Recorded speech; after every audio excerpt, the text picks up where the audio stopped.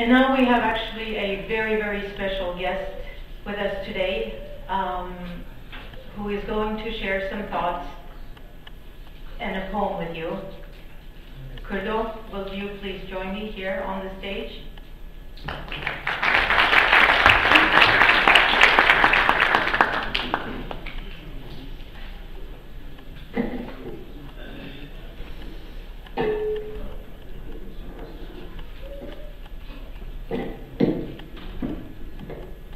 Good afternoon, ladies and gentlemen. I'm here today to discuss the past bad memories that were faced by the Kurdish people.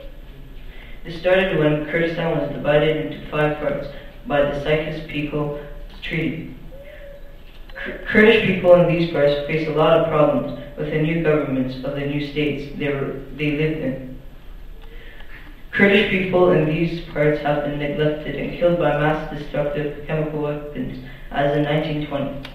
Also in 1988, in just 24 hours, about 5,000 people were killed because of these chemicals rained upon them, and thousands left their homes and their homeland, halabja. So many children have lost their parents, and so many parents have lost their children, and are still looking for each other till this day, hoping to be reunited as a family once again. And for the people that have survived these horrific attacks are reminded every day as to what has happened to them by being handicapped for the rest of their lives. Anfal is another tragedy that has happened to the Kurdish people.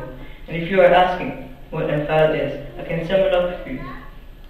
It was one of the most inhumane crimes I have ever heard of, where men and teenage boys were separated from women, seniors, and younger children.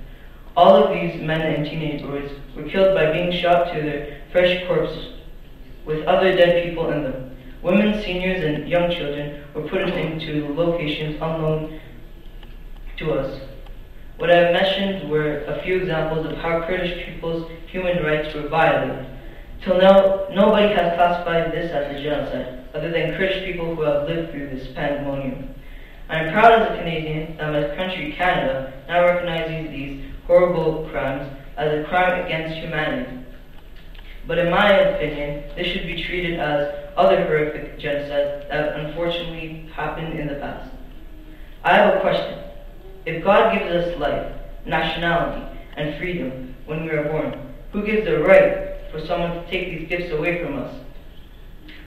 And what is the reason to commit these evil-minded crimes?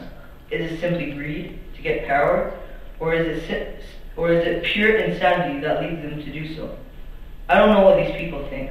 But God says, if anyone killed a person, it would be as if he has killed all of humanity.